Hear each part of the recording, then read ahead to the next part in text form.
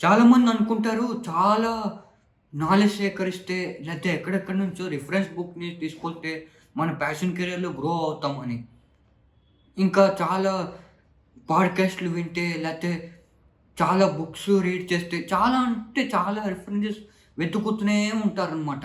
ఎక్కడెక్కడి నుంచో ఇన్ఫర్మేషన్ తీసుకొస్తా ఉంటారు. వాళ్ళకే తెలీదు ఎక్కడి నుంచి ఇన్ఫర్మేషన్ తీసుకొస్తున్నారో. అదే అలా తీసుకొచ్చి వాళ్ళ ప్యాషన్ కెరియర్ సక్సెస్ అయిపోతానని సింప్లీగా అనుకుంటారు. కానీ అది మిత్ అని వాళ్ళకి తెలీదు. అలాగ మీరు కూడా అలా ఉంటే కింద రిలేట్ అవుతే కింద కామెంట్ బాక్స్‌లో తెలియజేయండి. నేను రిలేట్ అవుతా ఈ మాటకి. యెస్, నేను కూడా ఇదే రిలేట్ అయ్యాను ఈ పాయింట్‌కి. నాకు కూడా ఎక్స్‌పీరియన్స్ అయింది. ఎలా తెలుసా? ఎలా తెలుసుకోవాలంటే వీడియో చివరి వరకు చూడండి. ఎక్కడ స్కిప్ చేయొద్దు. చాలా ఇంపార్టెంట్ వీడియో ఇది. So, let's start our video. అసలు ఈ ఓవర్‌వెల్మింగ్ ఫీలింగ్ ఎక్కడి నుంచి వస్తుంది?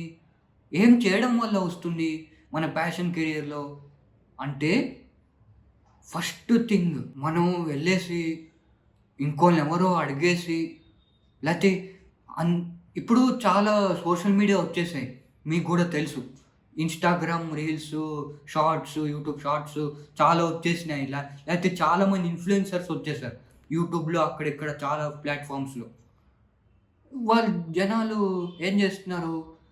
వెళ్ళేసి కింద కామెంట్స్‌లో రాస్తున్నారు. నేను ఏం చేయాలి? నా ప్యాషన్ ఇది. నా కెరియర్ పర్స్యూ చేద్దాం అనుకుంటున్నా.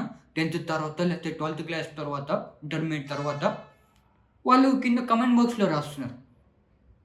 వాళ్ళకి తెలీదు కదా! ఇట్లా అందరూ జెన్యూన్ కాదని వాళ్ళకి తెలీదు. అయితే రాసాక చాలామంది ఇన్‌ఫ్లుయెన్సర్స్ కొంతమందైతే రిప్లై కూడా చేయరు. అది వేరే విషయం అనుకోండి. కొందరు చేస్తే అది ఎలా ఉంటుందంటే వర్కౌట్ కూడా అవ్వదు. చాలా ఛాన్సెస్ తక్కువ. చాలామంది ప్రాక్టికల్ నేను చెప్తున్నాను. నేను ఫాలో అయ్యి ఎవరెవరినో చూస్తారు. మీ ప్యాషన్ కెరియర్‌లోనే ఫోటోగ్రఫీలో ఇంకో పెద్ద ఇన్‌ఫ్లుయెన్సర్ వాళ్ళు ఫాలో అవుతారు. లేతే వీళ్ళొస్తే వీళ్ళని ఫాలో అవుతారు. వాళ్ళొస్తే వాళ్ళని ఫాలో అవుతారు. అట్లా కాదండి. Choose one mentor. మీకెవరు క్లోజ్ టు ద హార్ట్. మీకెవరు కనెక్ట్ అవుతారు. మీ మాటల్ని లేతే మీ కామెంట్స్‌ని జెన్యూన్‌గా మీకు రిప్లై ఇచ్చే వాళ్ళని అలాంటి వాళ్ళని పట్టుకోండి.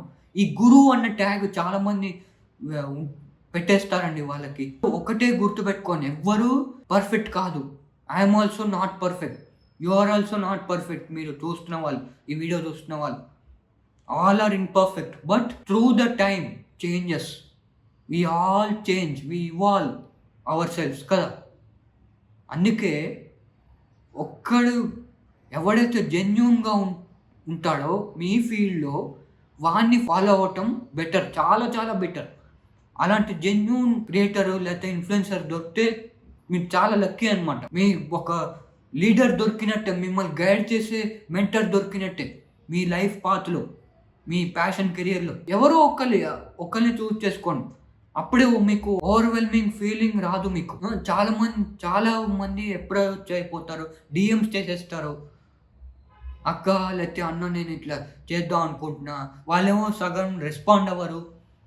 వాళ్ళ బిజీలో వాళ్ళు ఉన్నారంటే సో, కాబట్టి ఆల్‌వేస్ జెన్యూన్ వాళ్ళనే మీరు అప్రోచ్ అవ్వడానికి ట్రై చేయండి. ఓవర్‌వెల్మింగ్ ఫీలింగ్‌ని పోగొట్టాలంటే ఫస్ట్ థింగ్. అండ్ తర్వాత ఈ బుక్సు, పాడ్‌కాస్ట్సు వీటిల్లోనే డెసిషన్ మేకింగ్, చాయిస్ మేకింగ్ అనేది ప్రాపర్ ఉండాలి. ఎలాంటి పాడ్‌కాస్ట్ మీరు వింటున్నారో, లేతే ఎలాంటి బుక్స్ మీరు చదువుతున్నారో మీ ప్యాషన్ కెరియర్‌లో, అసలు మీ రియల్ ప్రాక్టికల్‌గా యూజ్ అవుతున్నాయా లేదా? ఆ లెసన్ ప్రాక్టికల్‌గా యూజ్ అవుతుందా లేదా? ఇప్పుడు so, for suppose 'rich dad poor dad' ఒకటుంది. చాలామందికి ఇన్వెస్ట్‌మెంట్ బ్యాంకింగ్‌లో చాలామంది ప్యాషన్ కెరియర్ ఉండొచ్చు. ఫర్ ఎగ్జాంపుల్ చెప్తున్నా. అందులో ఆ 'రిచ్ డాడ్ పూర్ డాడ్‌లో' ఒకటే చాప్టర్ ఫర్ ఎగ్జాంపుల్ చెప్తున్నా. మళ్ళీ అఫెండ్ అవ్వకండి దీనికి. వన్ ఆఫ్ ది చాప్టర్ వాళ్ళకి సూట్ అవ్వచ్చు. ఎందుకంటే వాళ్ళ పేస్‌లో వాళ్ళ కెపాసిటీకి తగ్గట్టు ఆ చాప్టర్ ఉంటుంది.